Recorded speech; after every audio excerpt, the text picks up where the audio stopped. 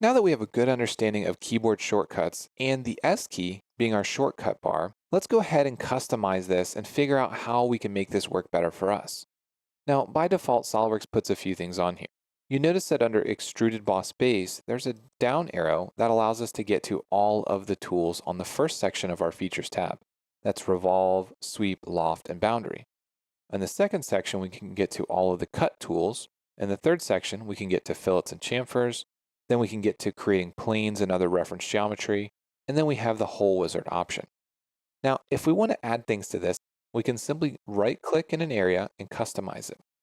Now, this automatically brings us into the Customize menu where we made our keyboard shortcuts. But you'll notice that now we're in the Shortcut Bars section. You'll notice that we have a drop-down to look at tools in different toolbars. For instance, right now we have the flyout toolbars. But let's say that we wanted something specific. For instance, in Tools, we want to add the Measure tools.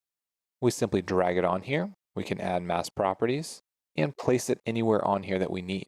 So this is a great way to customize our shortcuts for our part environment, for our assembly environment, for drawings, and for sketches. Now, as I mentioned before, I use a 3D mouse and I have one of my keys mapped to show this shortcut toolbar.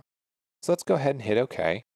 And when I hit the key on my 3D mouse, it brings up this toolbar just as if I was hitting the S key.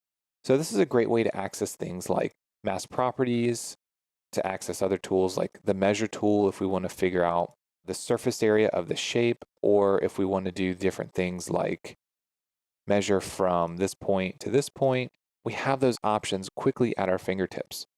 Now, as you start to use SolidWorks more and more, there'll be several tools that you figure that you need more often. And those you're going to probably want to put on that shortcut toolbar. It's going to be quick and easy for you to do now because you understand how to customize it.